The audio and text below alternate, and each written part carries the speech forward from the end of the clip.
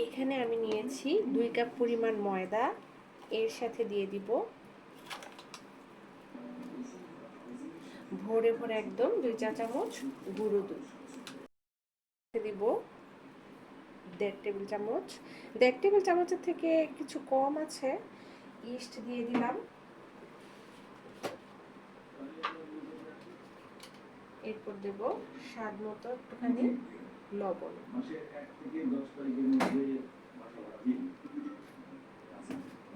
সাথে দিয়ে দিব আমি এখানে প্রায় 5 চা চামচের মতো চিনি, রান্নার সাদা তেল দিয়ে দিব 2 টেবিল চামচ। যেহেতু এখানে ইস্ট ব্যবহার করেছি সেজন্য এখানে অবশ্যই কুসুম গরম পানিটা আমাদের দিতে হবে।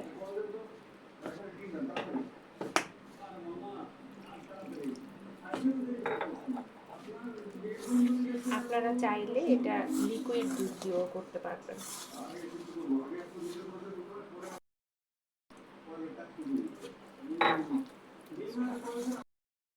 পানিটা অল্প অল্প করে দিব আর এইভাবে মাখিয়ে নেব।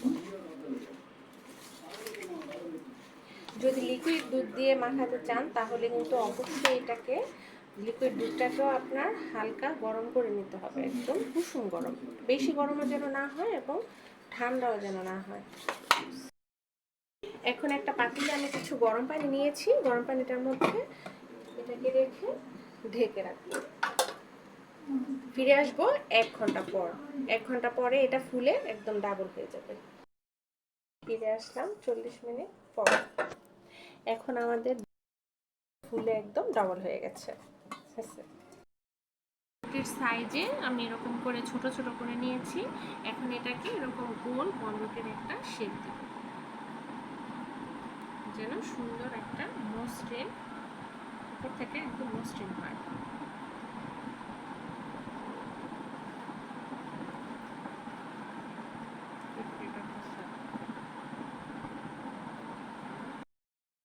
লাস্টে একটুখানি এভাবে চ্যাপটা করে দিয়ে একটা কাগজে আমি একটু তেল ব্রাশ করে নিয়েছি, এরপরে এটা ভেবে রেখে দেবো, তাহলে পরবর্তীতে আর লেগে যাবে না, ওঠাতে কোনো ঝামেলাও হবে না।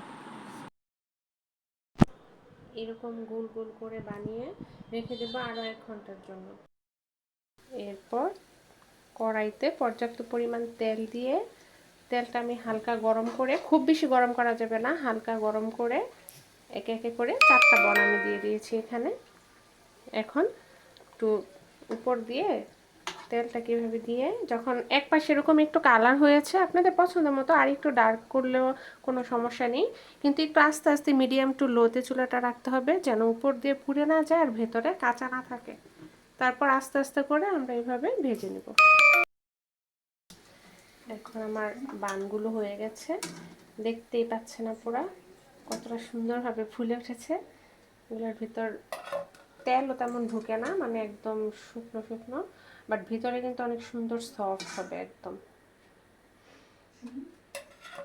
এরপর একে একে আমি এই যে আমার সবগুলো বান এখন ভাজা হয়ে গেছে, এখন আমি আপনাদেরকে ভেতরটা দেখিয়ে দিচ্ছি কতটা সুন্দর হয়েছে।